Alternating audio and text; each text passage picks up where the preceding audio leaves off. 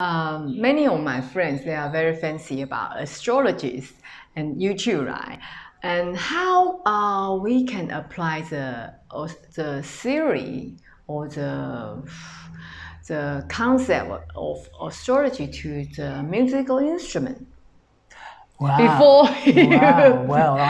Before you reply, please subscribe our channel and hit the notification bell and give a thumbs up. We got more story to share with you.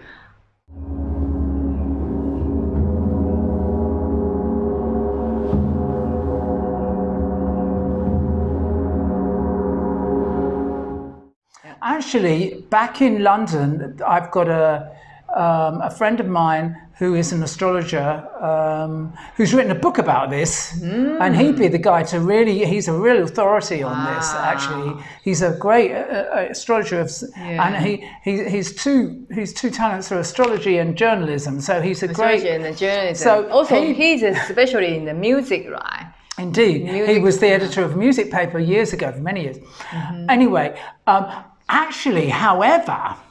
You met him, do you remember? Yeah, of course. He came over with another astrologer friend of mine who's sadly passed on now, and he came over for tea to my house in England some time ago, and we introduced this authority on astrology and music who's written this very popular book on the subject, and we introduced him to planet gongs. Do you remember? We had Venus Gong, we had a beautiful Venus planet Gong, and he had never heard of them. No, never. He had never heard of them. He didn't know anything about planet gongs or anything about them, and we spent the afternoon... Planet music, planet instruments. And we had never... we spent the afternoon explaining it, the theory behind them. So, now, I am not an authority on the astrological correspondences to music. I'm more au fait with the subject where it affects me, which is in sound therapy and gong practice. And we have, as I mentioned, we have these series of gongs, planetary gongs. There's basically, if you know your astrology, there's a planetary gong for each of the astrological signs. And so there's one for each of the planets in the solar system, and including minor planets, like most famously the moon, but there's others as well, aren't there? A number of more minor planets. So there's actually quite a collection. What are they? Where do they come from? And how do they correspond to the astrological signs and the attributes that we commonly associate with each of the what sometimes are called star signs, aren't they?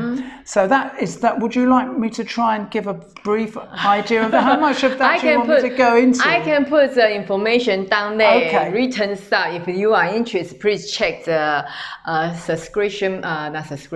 description box there. I can put some Chinese stuff. And don't forget to include, this is, I always recommend the website that has got fantastic information about this, and whatever the guy, it's called planetware.de. It's actually in German, but it's you can translate it into any language. English and not Chinese. But you can do it. You can do a Google Translate or whatever to get it into Chinese and by page by page.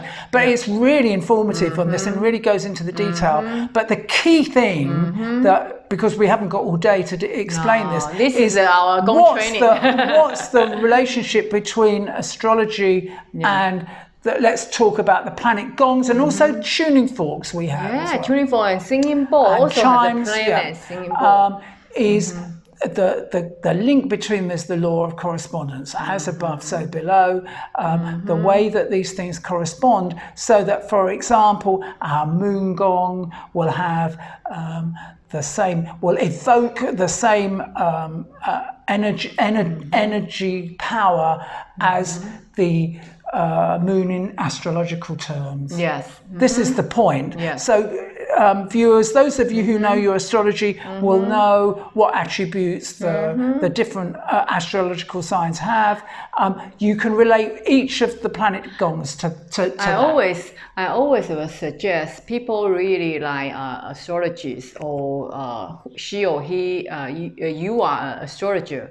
If you have the knowledge or you have the instrument like the planning, like the tuning fork, or very good point. The what do you say, the chime, and also all the gong, you can really help your client, your customer. I think it could when really, you do the reading the chart. You can tell her or tell your customer that you can help them. That would really inform an astrologer's work, wouldn't it? Yeah, we don't hear too much about that actually. I used to do.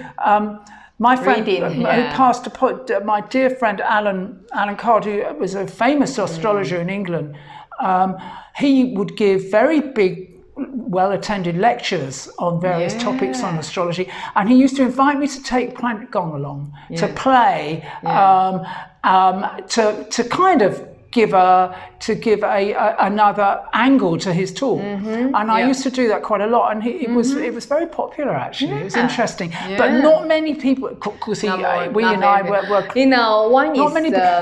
This other astrologer friend didn't know about planet gongs at all. There you go. So it's an interesting. And also, if you are idea. some therapist, one is from the astrology point of view. One is from the sound therapist. If you are gong player, you are singing bowl player, or tuning fork player. If you from this, you study some astrologies. You know how to help people from the musical instrument to help to balance. I think so. And you know what? It's just occurred to me that we've got a couple of albums which would be very useful for astrologers to work with. Wouldn't it? Wouldn't they? Don't you think? Yeah, we got 2 albums, I think. We've got two. Of course, we've got a number of albums that feature planet that have got planet gongs in them. But there's 2 that are specifically focused on the. One's called the Lightning Path.